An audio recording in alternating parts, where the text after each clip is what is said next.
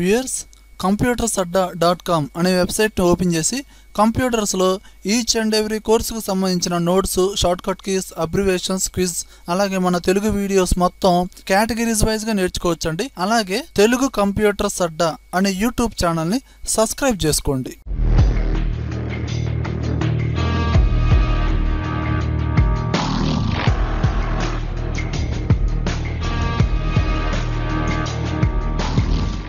Hi viewers, ఈరోజు మనం MS వర్డ్లో quick part అనే ఆప్షన్ ఏ విధంగా యూజ్ అవుతుందో చూద్దామండి. క్విక్ పార్ట్సే కాదండి, టెక్స్ట్ బాక్స్, వర్డ్ ఆర్ట్, ఈ ఆప్షన్స్ అన్నీ ఎంఎస్ వర్డ్లో ఏ విధంగా యూజ్ అవుతాయి అనేది చూద్దామండి. ముందుగా మనం నేర్చుకునే కమాండ్ ఏంటంటే క్విక్ పార్ట్స్. ఈ ఆప్షన్ ఎలా యూజ్ చేయాలి అని తెలుసుకునే ముందు ఇప్పుడు నేనేం చేస్తున్నానో చూడండి ఒకసారి. చూడండి, మీకు ఆల్రెడీ షేప్స్ డ్రా చేయడం వచ్చు కదా. షేప్స్ డ్రా చేయడం వచ్చు, షేప్స్లో కలర్స్ ఫిల్ చేయడం వచ్చు, ఓకేనండి. షేప్స్లో పిక్చర్స్ ఫిల్ చేయడం, ప్యాటర్న్స్ ఫిల్ చేయడం, గ్రేడియంట్ కలర్స్, ఈ విధంగా మొత్తం వచ్చండి. చూడండి, నేను షేప్ తీసుకున్నాను, షేప్ తీసుకొని డ్రా చేశానండి. ఎప్పుడైతే షేప్ తీసుకున్నానో ఫార్మేట్ అనే ట్యాబ్ వస్తుంది. ఇప్పుడు నేనేం చేస్తాను అంటే ఈ షేప్లోకి ఏదైనా కలర్ని ఫిల్ చేశానండి. ఫిల్ చేసి దీనిలో ఒక టెక్స్ట్ అనేది యాడ్ చేస్తున్నాను. ఏం చేస్తున్నాను, ఇక్కడ నేను కంప్యూటర్స్ అడ్డా అని టైప్ చేస్తున్నాను. ఓకే, దీన్ని జనరల్గానే సెలక్షన్ చేసి ఫాంట్ స్టైల్ ఇంక్రీజ్ చేసేసుకుంటున్నాను. ఈ టైప్లో ఈ విధంగా ఫాంట్ స్టైల్ కూడా మార్చుకుంటున్నాను. ఓకేనా. అలానే ఇంకా నేనేం చేశానంటే ఇంకొంచెం సైజ్ ఇంక్రీజ్ చేశాను. అలానే ఇన్సర్ట్లోకి వెళ్ళి వేరే షేప్స్ డ్రా చేస్తున్నానండి. ఇదిగోండి, ఈ విధంగా షేప్ డ్రా చేశాను. దీంట్లో ఏదైనా పిక్చర్ని ఫిల్ చేస్తున్నా. ఓకేనా,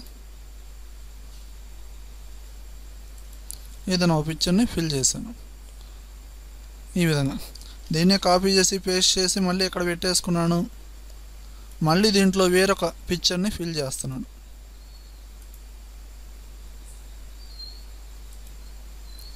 ఓకేనండి.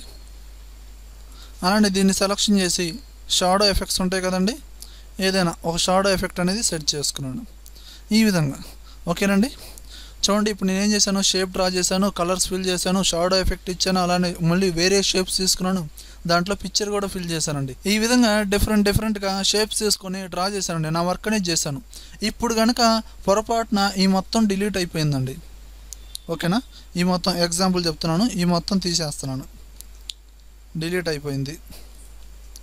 ఇప్పుడు యాస్టీజ్గా వర్క్ చేయాలి అంటే మళ్ళీ షేప్స్ తీసుకోవాలి, అదే కలర్ ఫిల్ చేయాలి, షాడో ఎఫెక్ట్ పెట్టాలి, మళ్ళీ ఇంకో షేప్స్ తీసుకోవాలి, సైజ్ తగ్గించాలి, లోపల పిక్చర్ చేయాలి, ఈ మొత్తం చేయాలండి. అవునా కదా. ఏది Ctrl+Z అండు అనే ఆప్షన్ కొట్టకుండా నార్మల్గా చేయాలంటే మళ్ళీ తీసుకోవాలి, మళ్ళీ వర్క్ అంతా ప్రొసీజర్ మొత్తం ఫస్ట్ నుంచి రావాలి. ఇంత ప్రొసీజర్ లేకుండా ఇప్పుడు ఈ మనం డిజైన్ చేసిన ఈ డయాగ్రామ్స్ అంటే ఈ షేప్స్ మొత్తాన్ని మనం స్టోర్ చేసుకోవచ్చండి. అంటే ఆ పార్ట్ మొత్తాన్ని స్టోర్ చేసుకోవచ్చు. దేనిలో అండి, క్విక్ పార్ట్ అనే ఆప్షన్లో. ఓకేనా.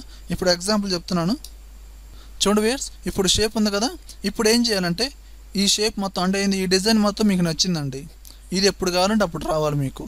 అప్పుడు రావాలంటే ఏం చేయాలంటే ఏం లేదండి, మీరు ఈ షేప్స్ మొత్తాన్ని సెలక్షన్ చేయండి.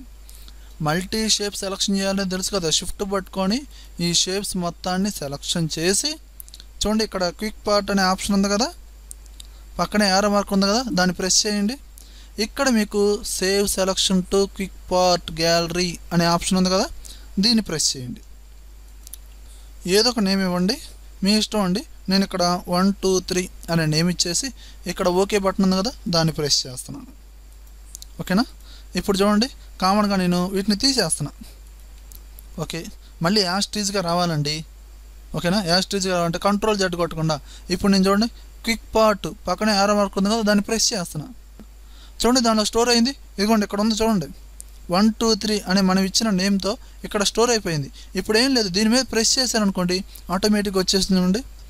అలా ఎన్ని షేప్స్ అయినా మనం డ్రా చేసుకొని దానిలో స్టోర్ చేసుకోవచ్చు అండి. అంటే మనకు నచ్చిన డిజైన్స్ కానీ ఏదైనా టేబుల్స్ కానీ మొత్తాన్ని స్టోర్ చేసుకోవచ్చు. అంటే ఈ పార్ట్ మొత్తం త్వరగా రావడానికి క్విక్ పార్ట్ అనే కమాండ్ని యూజ్ చేస్తాం అన్నమాట. ఓకేనా. అలానే చూడండి, ఇక్కడ మనకి టెక్స్ట్ బాక్స్ అనే ఆప్షన్ ఉంది, పక్కన యారో మార్క్ ఉంది కదా, దాన్ని ప్రెస్ చేయండి.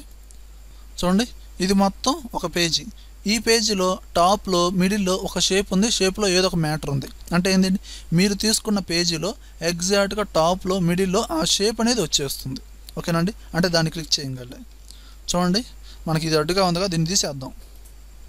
చూడండి, ఇప్పుడు నేనేం చేస్తాను అంటే టెక్స్ట్ బాక్స్లోకి వెళ్ళి నాకు ఇక్కడ నచ్చిన డిజైన్ ఏదైనా ఒక డిజైన్ని ప్రెస్ చేస్తున్నా. ప్రెస్ చేయగల ఇదిగోండి, వచ్చిందా రాలేదా చూడండి. ఇప్పుడు మీరు ఏం చేయొచ్చు అంటే వాడేదో డిఫాల్ట్గా ఏదో మ్యాటర్ ఇచ్చాడండి, ఆ మొత్తాన్ని తీసేసి మీకు కావాల్సిన మ్యాటర్ అనేది టైప్ చేసుకోవచ్చు. ఓకేనా, ఈ విధంగా. అలానే ఈ యొక్క షేప్స్ అండి, ఎప్పుడైతే షేప్ వచ్చిందో ఆటోమేటిక్గా మనకి ఫార్మేట్ అనే ట్యాబ్ వస్తుంది. మీకు కావాల్సినట్టుగా మళ్ళీ డిజైన్స్ మార్చుకోవచ్చు.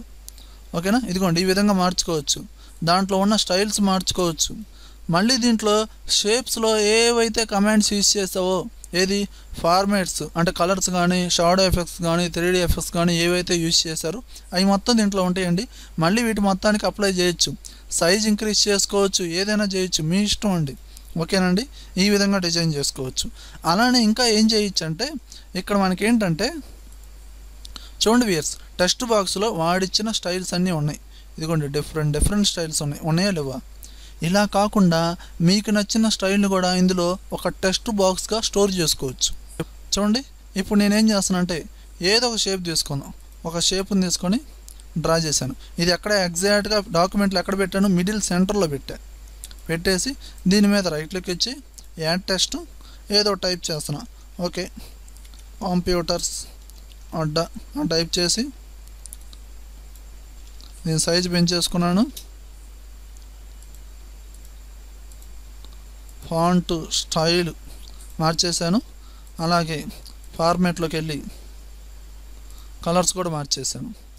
ఇప్పుడు ఏం చేస్తున్నాను, డైరెక్ట్గా నేను ఇన్సర్ట్ ట్యాబ్లో టెక్స్ట్ బాక్స్లో ఇక్కడ కూడా సేమ్ ఉంది చూడండి, save selection to text box gallery. ఓకేనండి, దీన్ని ప్రెస్ చేయండి. ఏదో ఒక నేమ్ డిఫాల్ట్గా వచ్చేస్తుందండి, కంప్యూటర్స్ అడ్డా అంటే అక్కడ ఏదైతే నేమ్ ఇచ్చారో ఆటోమేటిక్గా వచ్చేసింది. ఓకే కొట్టేసేయండి. ఇప్పుడు చూడండి టెక్స్ట్ బాక్స్లోకి వెళ్ళా, ఈ స్టైల్స్ అన్నీ ఏంది వాడిచ్చినాయి డిఫాల్ట్గా. నేను కిందకు వస్తున్నా, మనం ఇక్కడ సేవ్ చేసిందని చూడండి జనరల్లో, ఇది మనం ఇచ్చిన నేమ్తో మనం డ్రా చేసిన షేప్తో ఆటోమేటిక్గా ఇక్కడ స్టోర్ అయిపోయింది చూడండి. ఓకేనా, ఈ విధంగా టెక్స్ట్ బాక్స్లు కూడా స్టోర్ చేసుకోవచ్చు, పార్ట్స్ కూడా ఈ విధంగానే ఉంటుంది. ఓకే వ్యూయర్స్, అర్థమైంది కదా? అలానే చూడండి. అండ్ నెక్స్ట్ వచ్చి వర్డ్ ఆర్ట్. ఇదేం లేదండి, చిన్నదేనండి.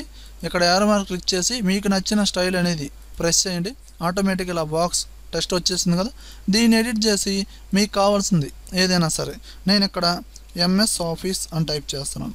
ఓకేనండి, దీన్ని ఇలా టైప్ చేసి ఇక్కడ ఏం చేస్తారు, మళ్ళీ దీన్ని సెలెక్షన్ చేసి సైజ్ ఇంక్రీజ్ చేసుకోవచ్చు. అలానే ఎప్పుడైతే దీన్ని సెలెక్షన్ చేశారో ఫార్మేట్ వస్తుంది. సేమ్ షేప్లో ఎలాంటి ఎఫెక్ట్స్ అయితే ఉన్నాయో మొత్తం ఉంటాయండి. కావాల్సిన కలర్ అనేది ఫిల్ చేసుకోవచ్చు, అవుట్లైన్ కలర్ మార్చుకోవచ్చు. ఓకేనండి, ఇదిగో నేను అవుట్లైన్ కలర్ మార్చాను, 3D ఎఫెక్ట్స్ ఇచ్చుకోవచ్చు, ఏదైనా. ఓకేనా, ఈ విధంగా చేయొచ్చు. ఇవన్నీ యాస్టేజ్గా ప్రీవియస్ క్లాసులో షేప్స్, ఓకేనండి, షేప్స్ పిక్చర్స్ విన్నట్లయితే ఇవి అర్థం అవుతాయండి. ఓకే వ్యూయర్స్, నా వీడియో కనుక నచ్చినట్లయితే లైక్ బటన్ ప్రెస్ చేయండి. యూట్యూబ్ ఛానల్ని సబ్స్క్రైబ్ చేయండి. ఫేస్బుక్లోను, గూగుల్+లోను, ట్విట్టర్లోను నా వీడియోని షేర్ చేయండి. Thank you very much.